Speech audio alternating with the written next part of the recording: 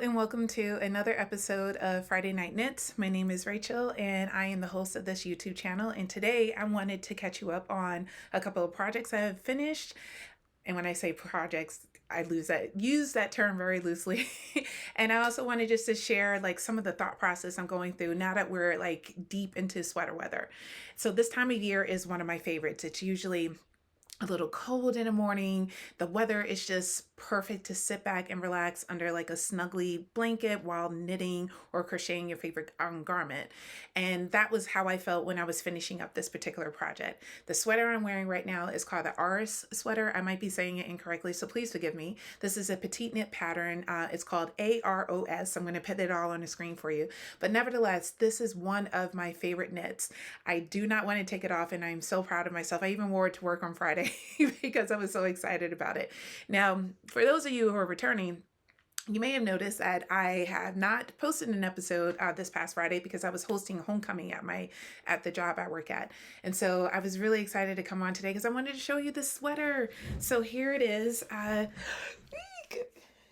It's perfect. The stripes are all aligned with each other. Like, I've never been able to do that before. I was really paying attention. I wanted to make sure that each time I was working on the sleeve, that it was directly aligned to the body, that I didn't make any mistakes there. So I was so thrilled about that. For this pattern in itself, I was inspired by the book by Susan Collins called The Sunrise Reaping. And I will say that it's pretty on the money in terms of the cover. I love this cover in itself. The book was okay. Actually, I take that back. I actually enjoyed the book. When I thought about it some more and processed some of the things that you learned from the story about the characters, I was like, okay, maybe it isn't as bad as I initially thought. But anywho, because I love the cover so much, I reached out to Kevin at Needles at the Ready and asked if he could either help me cultivate some of the yarn from his shop to like truly capture the essence of that particular cover. And I think he did a phenomenal job. He was able to do this custom color for me for the gold and the gray and the pink, as well as this is like almost, there it is. There's my finger. There was finger. Okay. This is almost like a ghost color. It's like between like white and gray. And then this maroon that you see here, the stripe right here, this is actually from a leftover project or a collection I had purchased from Moonglow, and I thought it would be a good contrast between the purples and the gold and the white. I thought just adding that little punch of color, and I'm glad I did it. It gives a very retro look, but also at the same time, I can see myself wearing it until it doesn't fit anymore or falls apart. Hopefully, neither will occur. But all in all, I'm very glad with this particular sweater. I'm also really proud of how well I did my sleeves. So for my cuff, I made sure I counted exactly so that way the ending was the exact on both sleeves, because I noticed for my ooey gooey, my cuffs were at a different length. The sleeve actually was my left sleeve was about an inch, not an inch. I think an inch is exaggerating. I think I want to say it's more like a half an inch shorter than the right. And so I wanted to avoid making that mistake with this sweater. I was so anxious and ready to get the ooey gooey off my needles that I didn't put as many of the finishing touches as I usually do with my garments. And for this one, I made myself slow down and make sure that I actually read the pattern. And number one, because you skim through it and you're like, yeah, I think I know what you're saying, when in fact you don't, and you end up making mistakes. But anyway, I slowed down, made sure I truly understood what I was supposed to do, and then just took my time, especially on some of as I was wrapping up, like the body, I knew I was going to crush it, but the sleeves are where I typically make the most of my mistakes whenever I'm knitting a sweater. And so I wanted to make sure that my decreases were proper and that I was following along with the pattern. And I also wanted to make sure that I didn't make my sleeves too long when they were covering my knuckles, but not too short where the finished product, where the sleeves are in my forearms, because I didn't want like a 3/4 length sweater.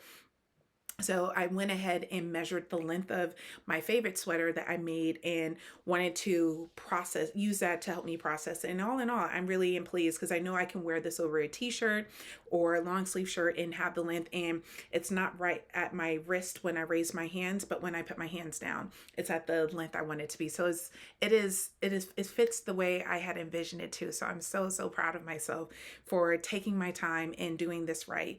I did have a little bleeding from the maroon into the light gray, but it is so subtle that you really can't notice. Like I'm looking at it on camera and I'm not really seeing like where it's at. I think I had to get a little closer, but I am, although that it occurred, I was a little like, oh no, maybe, but actually I think it gives it a little added element to it. All in all, it doesn't really matter. I fell in love with this sweater the second I took it off my needles and immediately wanted to wear it. So I think when I need to clean it again, I might just do a steam block rather than soak it, so that way I can avoid some of that color transfer, because I even used 3 color catching what are they called, little sheets, and it still bled, so it's okay. All in all, highly recommend this pattern. Now I know with Petite Knit that she has various versions of almost the same identical sweater, so if you're looking for that go-to raglan sweater that you can do a variety of different things with the what is it, the collar well, words escaping me, I would definitely recommend this. And I think what makes this so unique as a raglan are the shoulders. The shoulders have this like little cap look to it, and I even looking at it on camera, it looks like I picked up stitches, which I did, but you still have that raglan increase. I just absolutely love it. It's excellent design. It fits perfectly. Like I followed the pattern exactly, except for the sleeves. I made my sleeves a little bit longer because my arms are longer. But other than that, that's the only modification I made. So if you're looking for another quick knit go-to raglan, I would definitely recommend this Aros sweater. So happy to have it off my needles so that way I can focus on some other projects. So I am still dealing with my fiber fever. It has not calmed down. If anything, has gotten worse because of spinning.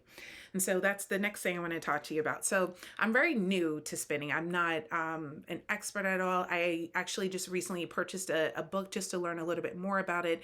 I've been going down the rabbit hole on YouTube University to learn a little bit more about the techniques, some of the terminology, and just about like, you know, some tips about drafting, some tips about making sure that you're making more of a consistent yarn, and but also accepting the fact that it's not going to be 100% perfect because we're human, we're not machines. And so like those YouTube channels have been really helpful in just helping build and restore my confidence. So much, in fact, that I went ahead and was able to make my first fully, truly 100% spun all on my own without stopping and going. So this is the Hank. I know it's a little messy, but it is working out. It did work out a little well, better than I thought. Now I have a couple of pieces of the roving that came out over here, and this also came out a little as well, so I have to continue to practice that. So there were some mistakes with this, and I was able to learn a lot. I took some alpaca lace that I had and used that in order to do, I think it's called a frackle. I'm not 100% sure. Again, I am very brand new to this. So then I went ahead and tried again. I'm using all the practice yarn that I purchased or that was given to me when I was learning how to do the drop spindle. And so this one came out a little bit more consistent when I was doing my plying together. And so yeah, I was really pleased with this one. I know that this end was a little messy. I don't know what happened there, but all in all, there was a little bit more consistency with that. And I think I'm going to have to increase the amount of practice I'm doing if I want to really improve upon it. And so I am so in love with this particular pattern, this particular technique of making my own fiber. It's something I see myself doing on a regular basis, and I want to continue to get better at it. I went on Amazon to purchase this little item to help me measure the thickness of my yarn, and so I can use this in the future. And it had a cute little llama on the back of it. I was like, oh, I have to get this. I'm going to get a little closer. So I'm excited about the growth I'm making. Again, I'm brand new to this. I don't foresee myself ending this particular new obsession. It has definitely inspired me to think about what projects I would like to cast on. My hope is that with both of these little skeins, to either do a shawl that's intended to use hand spun yarn, or an Andrea Mowry pattern that isn't a shawl or scarf that also works, that's complementary to hand spun. So I'm going to look at a couple of different items that she has put out there. And I know she mentioned on her podcast this week that she might have another pattern coming out on Tuesday that involves color work. So I'm going to pause and wait for that. And if it's something of interest, I'm going to go ahead and purchase that. So in addition to spinning, I've also been working on a test knit. So you know how much I love Veronica Lindbergh. She is one of my favorites, and I was so scared I was taking off her test knit list because she had 2 patterns that released a few weeks ago, and I was like, wait a second, I didn't see anything in my email about this. It's a possibility I could have missed it too, because life has been lifing. So I was recently invited to participate in her croissant sweater test knit, and so far so good. I'm in love with the pattern. The issue is that I put it down. And you know what happens when you put down a project? You sometimes forget where you left off. Now, I thought I had indicated that I was on round 16, but when I was reading my knitting, I realized that maybe I wasn't on round 16, maybe I was on round 17. I don't know. So I'm at a point of deciding, like, do I want to frog the work that I've done, or do I want to keep going? So in this particular pattern, she calls on you to do the collar first and then start the pattern. I chose to wait on that because I tend to stretch out my collars whenever I start them first. And I learned my lesson with a DRK everyday sweater. That poor sweater is so stretched out in the collar. Now, part of it is also the yarn. I used drop soft tweed, and so I think that contributed to it as well. But it's definitely fully stretched out. It looks more like a boat neck sweater. That has not deterred me from wearing it at all. I'm just, mentioning it. But anywho, with that particular project, I have come to the realization that it's in my best interest to always do my collars last. And I noticed that for the projects like this one, when I wait until doing the collar last, it comes out so much better. Same thing with my ooey gooey. Now with my sister-in-law's ooey gooey, I did her collar first too, but I don't know, maybe it was just my tension, or maybe I was just paying a little bit more attention because it was for someone else. Because I notice when I'm doing projects for myself, I'm not as consistent with following directions, but when I'm doing it for someone else, I am focused and I'm doing what I'm supposed to do. But anywho, I've noticed for my ooey gooey, my version, that my collar is already starting to stretch out. And so I'm like, you know what? I got to stick to it. I have to do my collar last, unless the German short rolls are in the collar, which that's the case with the ooey gooey. So it makes sense. But anyway, I digress. There are German short rolls with this particular pattern, which is why you see more of a raised neckline and shoulders as well. So she had you do German short rolls around the shoulders and around the neck, which really is dope. So I'm loving the look and the feel of the yarn. I'm loving how well the fabric is showing the consistency with my cables. Like, my cabling is still cabling. I'm still doing a good job. The issue is that I don't remember what row I'm on, and I have too many stitches because I'm at the sequence of the pattern where I'm increasing. So a part of me is like, you know what, just frog it and start over. But then I'm second guessing my yarn choice. Now the yarn I'm using there, let me grab it. This is what I purchased from Pick Up Every Stitch last year on for their Road to Rhinebeck. And this is Camellia Fiber Co. The colorway was custom to the shop, and it's called Blackberry. It is gorgeous. And I bought 5 skeins of this, and this is considered DK. It's 70% alpaca, 20% silk, and 10% cashmere. It feels luxurious and is super soft, which is the reason why I chose this this yarn, because I thought it would be perfect for something that's touching my neck. Because like I said, I'm not doing the collar yet, but when I do the collar, it's a turtleneck. And that's going to be rubbing up against my neck, and I wanted something that I would feel comfortable. And this is going to be perfect against my neck. And so anywho, my thing is that although this says as DK, I wanted to use this mohair that I have from Knitting for Olive, because I thought they would pair perfectly together. And my initial intention was to use this yarn for the Arctic Light sweater. But as you know, I've been struggling with casting on this particular sweater for no other reason that I keep just second guessing myself. I have every excuse under the sun as to why I haven't cast on the Arctic Light, and I need to just do it. I had purchased 4 different sweater quantities for that particular sweater, and there's probably more than 4, but we're just pretend like it is. And now I'm just like, cast it on, like just pick a yarn, cast it on, and move forward with the project. So I'm not too sure if I want to frog the croissant sweater and just save this for the Arctic Light and go stash diving to see like which one is more appropriate for this particular project because it is an all over cable sweater. It definitely has that beautiful halo because she used mohair with it, and it's something I'm gravitating towards. I was also considering doing it in white, but I already have a white cable sweater, all over cable turtleneck sweater. But that one's super oversized, so I wear it more as a tunic, and this one would be a little bit more fitted because I'm going to probably do between 4 to 5 inches of positive ease, which brings me to my other issue that I ran into. And so with this particular pattern, I picked the wrong size. So I had initially cast on for an extra large, but then she made revisions to the final bust circumference, and I realized that extra large would be way too big on what I was looking for. It will be another oversized sweater. And I want to wear more fitted sweaters. I want to celebrate my shape and not hide it under an oversized garment like I did when I was a teenager. And so my hope is that I can make this sweater where it's fitted, but not where it's like confined to my person. And then my other piece, or dilemma, I should say, with this is that I just think I also messed up where to put my stitch markers, where it tells you where to do the increasing. Because you know how sometimes you're in the flow of knitting? Well, I was in my room watching a movie and I was really getting into it while I was working on this, and I accidentally dropped a stitch marker. And I was like, oh, it's fine. I can read my knitting. I'll keep going. And I kept knitting away. And then obviously I put it down.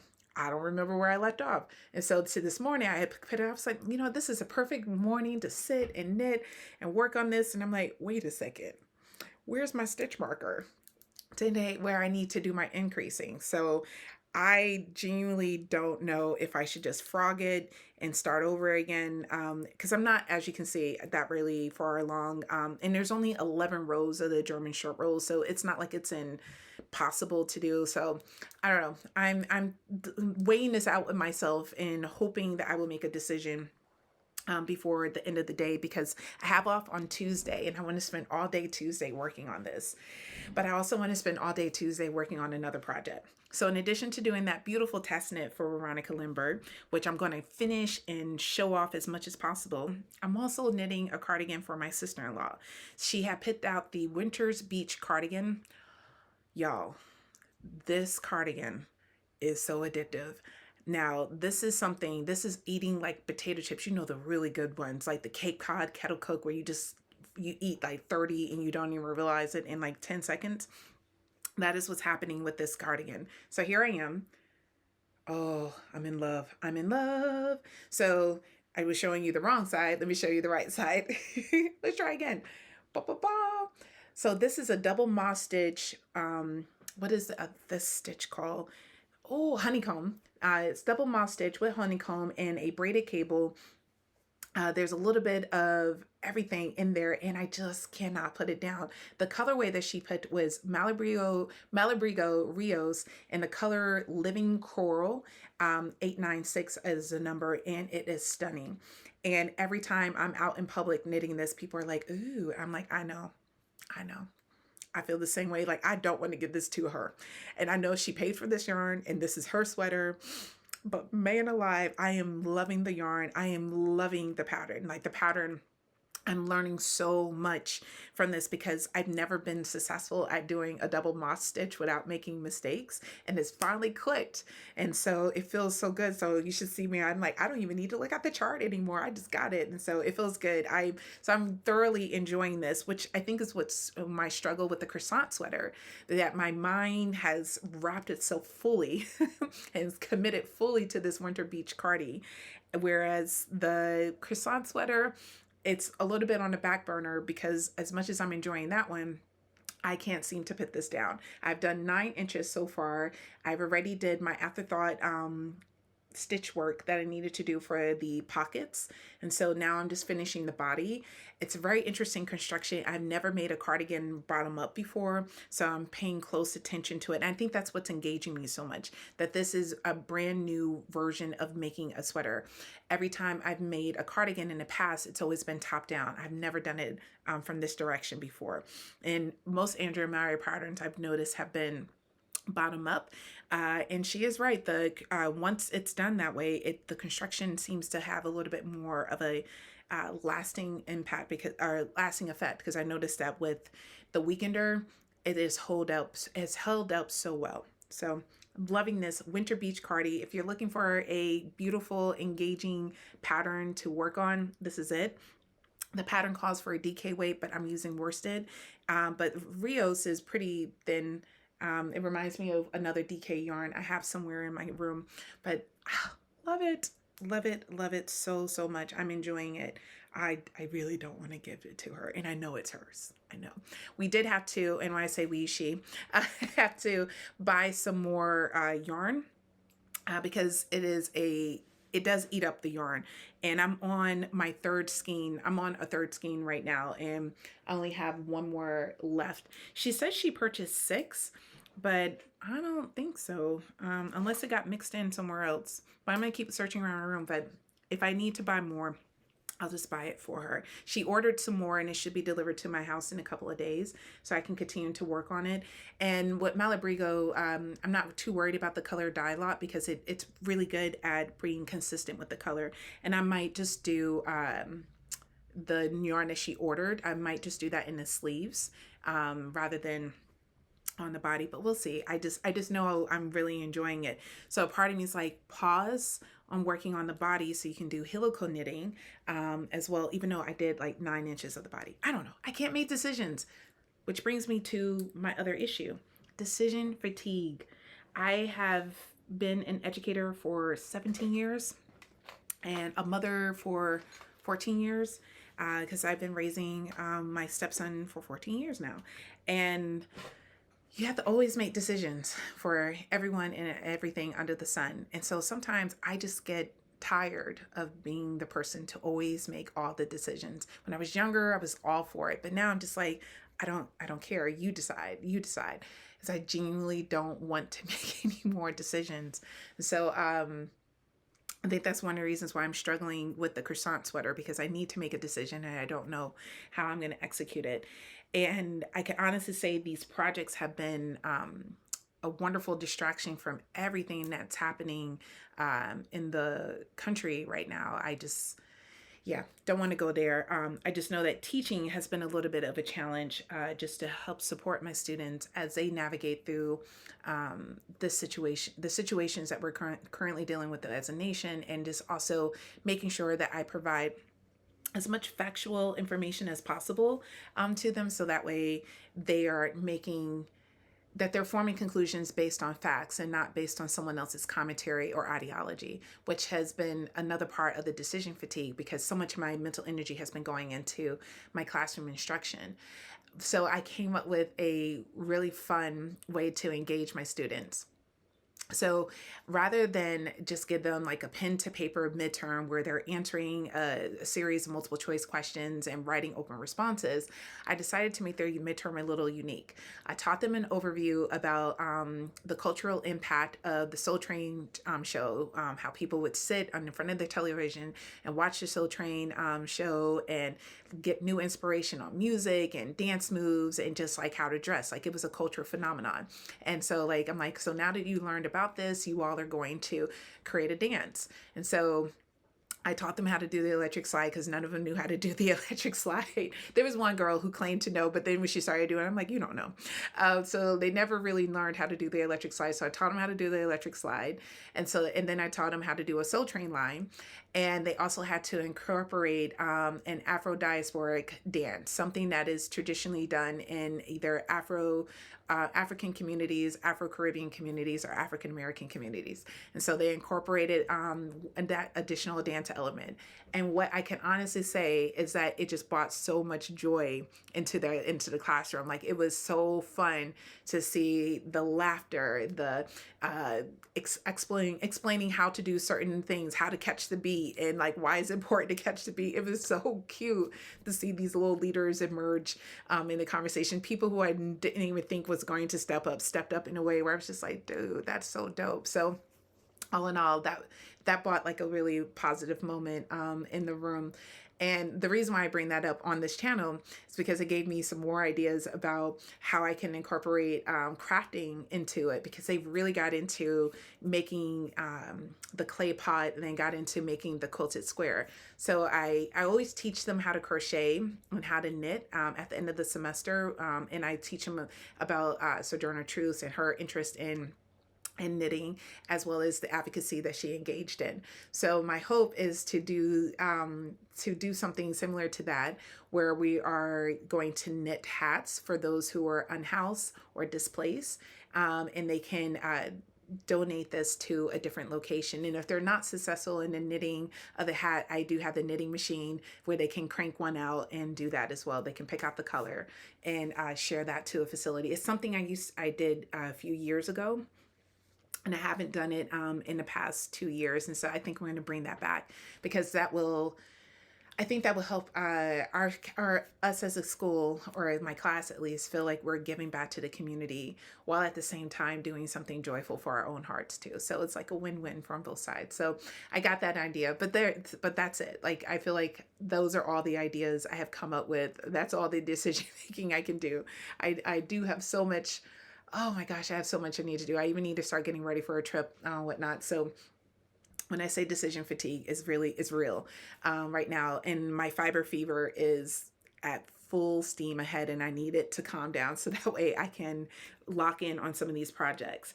Another project that I need to lock in on, as the kids would say, is my zipper sweater. I have made significant progress with it, and then the cardigan happened, the test knit happened, the spinning happened, this sweater happened, and so this lovely bad boy has been put to the back burner. But as you can see, the collars is all finished. I am doing the increases so that way I can join in around, but I am not there. I just need to spend some quality time in getting it done. But when? So I did create that schedule I mentioned, 2 weeks ago now. And for the most part, it worked clearly, because I was able to get one finished item out of it, and I was able to finish one sock out of the pair I was making. But what I found with using that particular schedule is that if I don't take diligent notes, I end up forgetting or making mistakes on the pattern. So if sticking to a schedule where you're working on multiple projects, I learned that I have to, number one, take diligent notes. I have to make sure I'm very clear about what progress I've made on the project and what technique I'm using in order to create whatever fabric I need to for that particular accessory or garment. So that's one. Two, if I am at a point where I'm nearly finishing something, I should just go ahead and finish it rather than take on another project or switch to the other project, unless I really feel this need to try something else. So for example, with this one, I decided to do a tubular or Italian bind off for it, which is essentially where you're using the needle and you're going into the stitches, and it creates this little round piece at the end. It has a very finished look to it. So it was taking me a little longer to do this on the body, and I knew I wanted to finish it, even though I had scheduled myself to work on, I think it was my socks on that particular day. So anywho, I skipped that and decided to double up on the socks the next day. But then I wasn't able to do that because I had another project at work that I needed to do. So all in all, the schedule did help to a degree, because it helped me with the decisions of like, what am I going to work on? Well, you always work on spinning on Sundays, so Sunday is your spin day. So it did help in that regard, where I didn't have to worry about picking or choosing the project. However, it did definitely hinder progress on projects that I was making that were almost finished, and that I could have just finished if I just focused on that entirely. So I'm still not 100% certain if I want to become more of a monogamous knitter, that if I'm knitting on this particular project, then that is it, because I do enjoy crocheting and I want to make another crochet blanket. I've been seeing these different blankets come up, and I've seen some new crochet hooks that have come out by Tony Lipsy, and I'm like, I want those so bad. Her Happy Place is back in stock, and I enjoyed working with that yarn last year, and I know my mother also enjoyed it because I gave her some of my Happy Place too. So with all that said, I think I do want to make a schedule, but also build in like a flex day, a day where like Wednesday, for example, like Monday, Tuesday, stick to the schedule, but Wednesday, whatever my little heart desires is what I will work on. Thursday, Friday, stick to the schedule, but Saturday, whatever my heart wants to work on. And then Sunday, that will always be my spinning or crochet days. I think I might try that out this week and see if that is a little bit of a better fit. But the biggest thing, if I'm going to use a schedule, I have to take notes, because if I don't take notes, I'm going to make the same mistakes like I did with the croissant sweater, because I use this one to replace the Aros, because I finished this particular project and I was like, yes, I can take on another project. It was like just in time. Like, she emailed me saying I got accepted into the test knit literally the same day I had wet blocked this and put this out to dry. So with all that said, I am excited about future garments, and I want to make all the things, but I also know that I can't make all the things at the same time. Like, I think it would probably take 2 lifetimes to knit and crochet all the yarn I have in this space. I don't know. I got to work on it, but now I'm just rambling, so I'm going to stop with that. All in all, I have been enjoying my spinning and my knitting. I have done nothing on the Rosie sweater, so I'm not going to even show you that. My hope is that when I finish my sister-in-law's cardigan as well as the test knit, I can circle back to that. However, I do want to work on the throw over. I really have been thinking a lot about that project. I had made so many mistakes with it earlier this year, and I would love to have that sweater finished by the end of the year. I want to wear it as my New Year's sweater, but I also want to wear, this is going to be my Thanksgiving sweater. So we'll see. So many projects. I would love to hear what you are working on and how you're dealing with your own fiber fever, or if you're dealing with the lack of knitting mojo, or are you like me? Are you dealing with decision fatigue, where you have all these different ideas about what you want to do, but you just got to pick one in order to do it? Until then, till another 2 weeks, let me just like wrap this up. We'll try again. Until another 2 weeks, I would love to hear from you in the comments. Please like and subscribe, and thank you so much for tuning in to another episode of Friday Night Knits. Happy knitting, happy crochet, happy spinning.